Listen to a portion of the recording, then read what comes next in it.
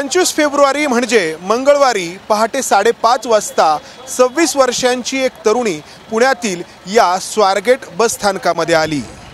ही तरुणी पुण्यातील एका हॉस्पिटलमध्ये काउन्सिलिंगचं काम करते, मात्र तिचं कुटुंब फलटण परिसरातील तिच्या मूळ गावी वास्तव्याला आहे आणि या तिच्या कुटुंबाकडे जाण्यासाठी तिला या स्वारगेट बस स्थानकातून फलटणसाठी एसटी बस हवी होती।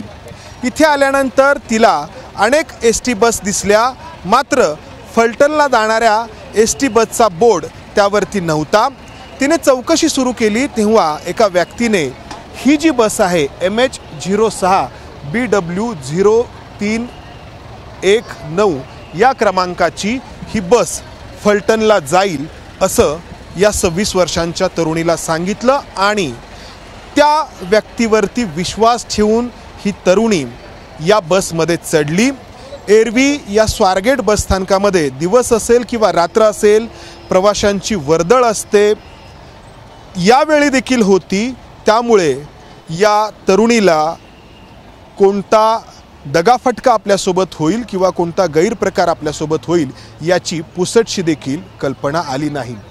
या बसचा आपण जर हा बोर्ड पाहिला तर सोलापूर स्वारगेट असा आहे, म्हणजे सोलापूरहून ही बस स्वारगेटला आलेली आहे आणि आता इथून पुन्हा ही बस स्वारगेटहून सोलापूरला जाणार आहे असं या तरुणीला त्या व्यक्तीने सांगितलं। आणि स्वारगेटहून सोलापूरला ही बस जात असताना फलटण मार्गे जाते आणि त्यामुळं आपल्याला फलटणला आपल्या गावी पोहोचता येईल असं या तरुणीला वाटलं आणि त्यामुळे ही तरुणी या बसच्या आतमध्ये चढली आणि पाठोपाठ ज्या व्यक्तीने या तरुणीला बसच्या आतमध्ये चढायला सांगितलं होतं ती व्यक्ती देखील आतमध्ये चढली।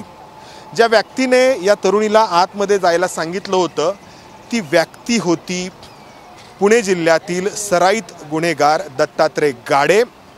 ज्या दत्तात्रय गाडेवरती याआधी चोरी आणि चेन स्नॅचिंग सारखे गंभीर गुन्हे पुणे जिल्ह्यातील शिरूर पोलीस स्थानकामध्ये दाखल आहेत। शिरूर पोलीस ठाण्यामधला हा सराईत गुन्हेगार जामीन मिळवून या स्वारगेट परिसरामध्ये वावरत होता, एका अर्थाने सावज हेरत होता आणि त्याला सावज भेटलं।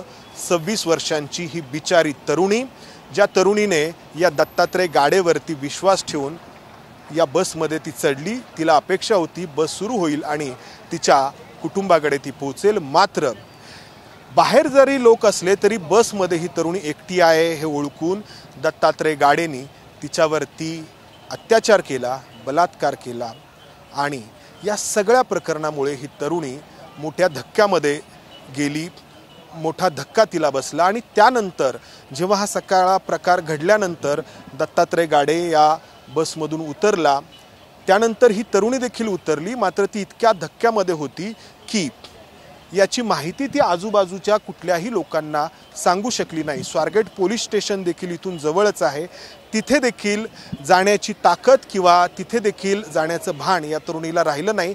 दुसरी एक बस तिने पकडली आणि ती तिच्या गावाकडे तिच्या जवळच्या लोकांकडे जायला निघाली आणि जाताना मग फोनवरती तिने ही माहिती तिच्या जवळच्या लोकांना दिली आणि त्यानंतर मग तिच्या नातेवाईकांनी तिच्या जवळच्या लोकांनी या सगळ्या प्रकरणाची माहिती पुणे पोलिसांना दिली आणि त्यानंतर पुणे पोलिसांनी गुन्हा दाखल केला आणि सराईत गुन्हेगार असलेल्या दत्तात्रय गाडेचा शोध सुरू केला। यातून अनेक प्रश्न निर्माण होतात। पहिला प्रश्न तो म्हणजे पुण्यातील स्वारगेटसारख्या नेहमी वर्दळ असलेल्या ठिकाणी पहाटे बरोबर मधोमध असलेल्या या बसमध्ये एका तरुणीवरती बलात्कार करण्याचं धाडस एक सराईत गुन्हेगार करू शकतो आणि याचमुळे कायदा आणि सुव्यवस्थेचा प्रश्न उपस्थित होतो।